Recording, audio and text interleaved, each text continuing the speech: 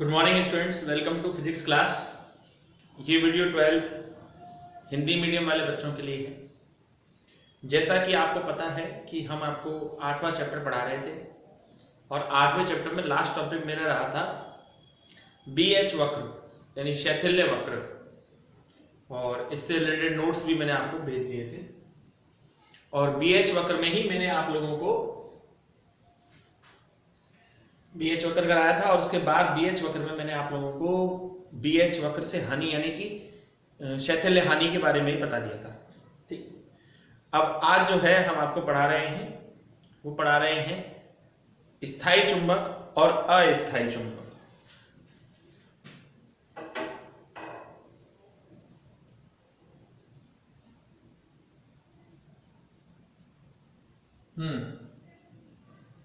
स्थायी चुंबक, हाँ जी बच्चों, स्थायी चुंबक बनाने के लिए हम लोग क्या करते हैं, जैसे हमने आपको BH वक्र पढ़ाया था, तो स्थायी चुंबक बनाने के लिए ऐसे पदार्थ का चयन करते हैं जिसकी निग्रहता भी ज्यादा हो और अवशेष चुंबकत्व भी ज्यादा हो। निग्रहता और अवशेष चुंबकत्व ज्यादा होने का मतलब यानी स्थायी चुंबक ऐसा पदार्थ होता है कि जिसमें अगर एक बार चुंबकत्व बन गया तो परमानेंट यानी हमेशा के लिए बन गया, फिर उसके चुंबकीय क्षेत्र को आप आसानी से हटा नहीं सकते। ठीक है ना। तो हम स्थायी चुंबक बनाने के लिए ऐसे पदार्थ का उपयोग करते हैं जिसकी निग्रहता भी अधिक हो और अवशेष चुंबकत्व का मान भी क्या हो, अधिक हो। तो ऐसे पदार्थ का उपयोग करते हैं बनाने के लिए। मुख्य रूप से ये एल्यूमिनियम, निकेल, कोबाल्ट की एक मिश्र धातु होती है एल निको, और भी कई सारे पदार्थों के बनाए जाते हैं। ठीक। उसके बाद दूसरा है अस्थायी चुंबक। अस्थायी चुंबक जिसको हम लोग विद्युत चुंबक भी कहते हैं, विद्युत चुंबक। ये क्या होता है, ये विद्युत चुंबक बनाने के लिए या अस्थायी चुंबक बनाने के लिए हम ऐसे पदार्थों का चयन करते हैं जिनकी निग्रहता का मान कम हो और अवशेष चुंबकत्व का मान ज्यादा हो, अर्थात जिसके चुंबकीय क्षेत्र को हम आसानी से क्या कर लें, रिमूव कर लें, हटा लें। ऐसे पदार्थ का हम इसमें उपयोग करते हैं। और अस्थायी चुंबक बनाने के लिए मुख्य रूप से आप लोगों के जो पदार्थ आते हैं वो नरम लोहा, नरम स्टील, मतलब ये जब तक चुंबक रहेंगे जब तक इनमें विद्युत धारा प्रवाहित करेंगे, लेकिन जैसे ही विद्युत धारा का प्रवाह बंद हो जाएगा ये भी अपने चुंबकीय क्षेत्र को क्या है, छोड़ देंगे। ठीक है, बहुत अच्छे होते हैं। इसमें कई सारे उपयोग किए जाते हैं। गैल्वेनोमीटर में, जैसे हम स्थायी चुंबक है, स्थायी चुंबक का उपयोग गैल्वेनोमीटर में किया जाता है, अमीटर में किया जाता है, वोल्ट मीटर में किया जाता है। अब अस्थायी चुंबक है, ट्रांसफार्मर की क्रोड बनाने में इसका उपयोग किया जाता है, विद्युत घंटी में इसका उपयोग किया जाता है, कई जगह इसका भी उपयोग किया जाता है।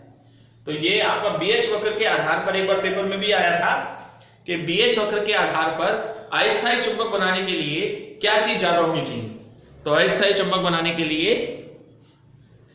अधिक तो अवशेष चुंबकत्व होना चाहिए और कम होनी चाहिए निग्रहता, है ना। निग्रहता कम होने से इसके चुंबकीय क्षेत्र को आसानी से हम क्या कर सकते हैं, आसानी से हम इसके चुंबकीय क्षेत्र को रिमूव यानी कि हटा सकते हैं। अब हमारा एक ही टॉपिक रह गया है और वो है आपका कौन सा वाला, हमारा जो अगला टॉपिक रह गया उसका नाम है, वो मैंने शुरुआत का टॉपिक था एक्चुअलिटी में, और वो था उदासीन बिंदु। ठीक है ना। तो आइए चलिए उदासीन बिंदु के बारे में डिस्कस करते हैं। इसमें तो कोई दिक्कत ही नहीं आएगी, ये तो थ्योरेटिकल टॉपिक है, आराम से आप इसे पढ़ लेंगे। ठीक है, उदासीन बिंदु क्या होता है सर? देखिए, आपको मैंने भूचुंबकत्व पढ़ाया था और मैंने बताया था कि भूचुंबकत्व में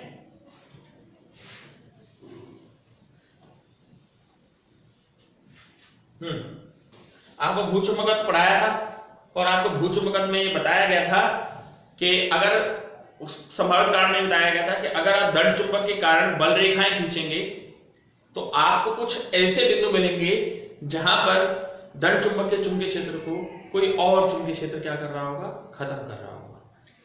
तो उदासीन बिंदु क्या होता है सर?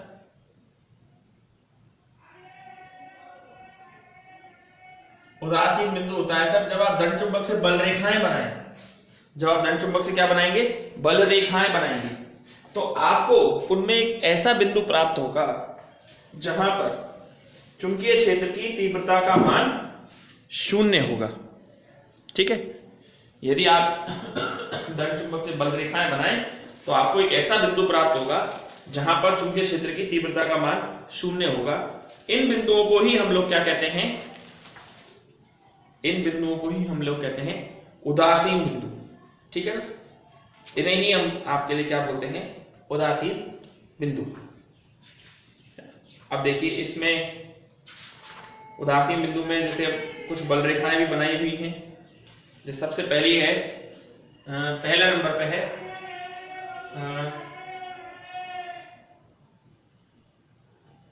देखो मैं बना देता हूं, थ्योरेटिकल टॉपिक है बच्चों आज का, सिर्फ आपको लर्न करना है। जब चुंबक का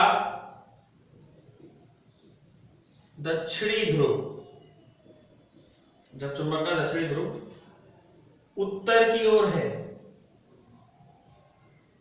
चुंबक का दक्षिणी ध्रुव कहां है, उत्तर की ओर है, उत्तर दिशा में। जैसे हम ये बनाते हैं ना direction, east west north south, आपको चुंबक रखनी तो है लेकिन कहां रखनी है, उत्तर दिशा की ओर। अगर आप ऐसे रखेंगे, नहीं सॉरी उल्टा कर दिया मैंने, हाँ, और फिर अगर आप बल रेखाएं बनाते हैं, ठीक है, तो बल रेखाएं कुछ इस तरह की बल रेखाएं बनती है बच्चों।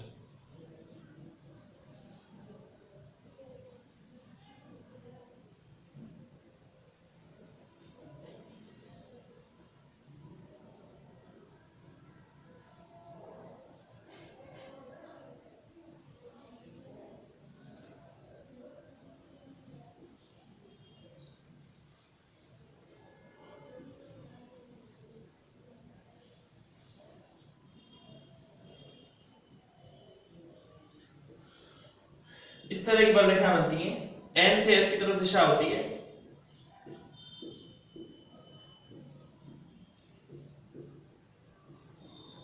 और आपको दो पॉइंट्स मिलते हैं N1 और N2, और ये मिलते हैं चुंबक की अक्ष पर। अक्ष क्या होती है, दंड चुंबक के उत्तरी ध्रुव और दक्षिणी ध्रुव से होकर जाने वाली रेखा दंड चुंबक की अक्ष कहलाती है।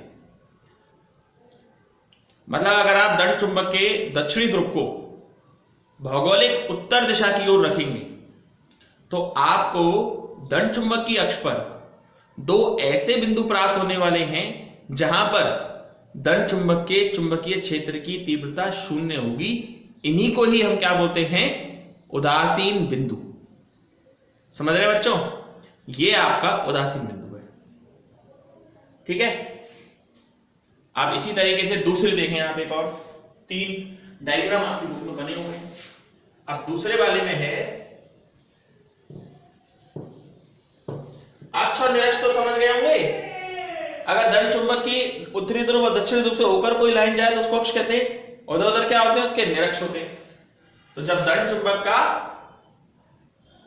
उत्तरी ध्रुव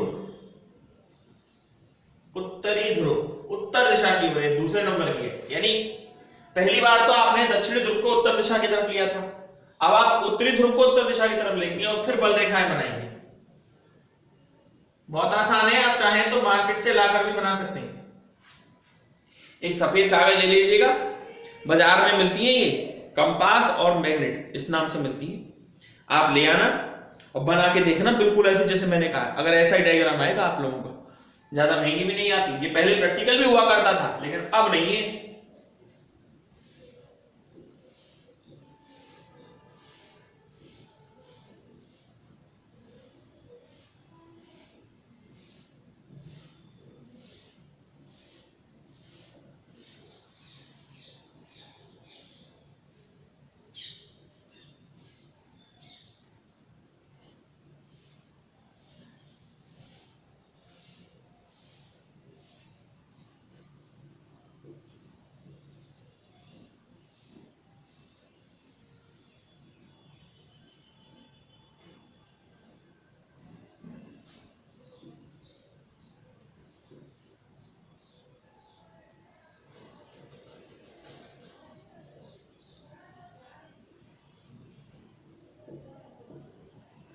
हाँ, अब जैसे आपने दंड चुंबक के उत्तरी ध्रुव को भौगोलिक उत्तर दिशा की तरफ रखा और चुंबकीय बल रेखाएं बनाई, तो इस तरह की चुंबकीय बल रेखाएं आएंगी। यहां भी दो उदासीन बिंदु मिले हैं, N1 और N2, लेकिन ये मिले हैं निरक्ष पर, ये निरक्ष पर मिले, और जो से पहले वाले मिले थे वो अक्ष पर मिले, तो ये निरक्ष पर मिले।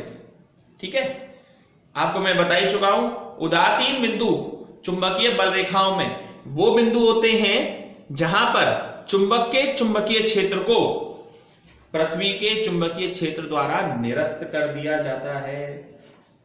ठीक है, तीसरी और आखिरी है चुंबक को ऊर्ध्वाधर रखने पर।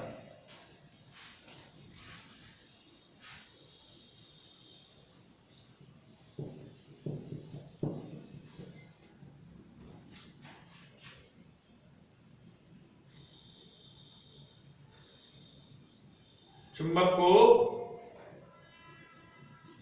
ऊर्ध्वाधर रखने पर, सीधी रखें चुंबक को,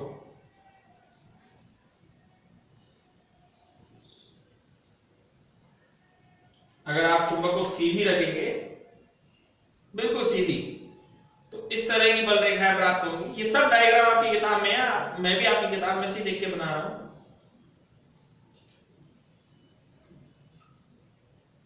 डायग्राम की तो मैं नहीं कह सकता, लेकिन बच्चों उदासीन बिंदु की परिभाषा जरूर आप लोगों के लिए आ सकती है।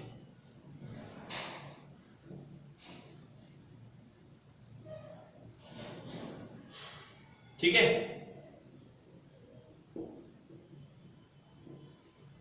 हाँ जी, अब देखिए इसको, ये चुंबक को ऊर्ध्वाधर रखने पर है। अगर मान लो चुंबक के उत्तरी ध्रुव को नीचे की तरफ रख दें, तो इस तरह की बल रेखाएं प्राप्त होगी, जिसमें केवल एक ही उदासीन बिंदु मिलेगा, ज्यादा नहीं, बस एक, वो भी कहां, नीचे की तरफ। इसमें केवल एक ही उदासीन बिंदु प्राप्त होगा, जिसकी स्थिति चुंबक के उत्तरी ध्रुव से ठीक दक्षिण की ओर होगी। इसकी स्थिति चुंबक के उत्तरी ध्रुव से ठीक दक्षिण की तरफ होगी। और अगर दक्षिणी ध्रुव नीचे रख के प्राप्त करोगे तब भी ऐसा ही होगा, लेकिन उसकी स्थिति, उसमें भी उसकी स्थिति दक्षिणी ध्रुव से ठीक उत्तर, यानी उत्तर वाले की तो होती है दक्षिण की ओर और दक्षिण वाले की होती है उत्तर की ओर। तो ये बेटा टॉपिक आप लोगों का चैप्टर थ्योरेटिकल, यानी कि थ्योरी वाइज ये चैप्टर आपका कंप्लीट हो गया है। अब रह गए बस इसके न्यूमेरिकल। न्यूमेरिकल में भी 4-5 न्यूमेरिकल मैंने करा दिए, कुछ मैं कराऊंगा सेलेक्ट करके कि जो सिलेबस से हट गए हैं उनको नहीं पढ़ना है, जो सिलेबस में है उनको पढ़ना है। ओके, तो लास्ट लेक्चर रहेगा, अब जो भी रहेगा इसके बाद वाला हमारा। Okay, that's all.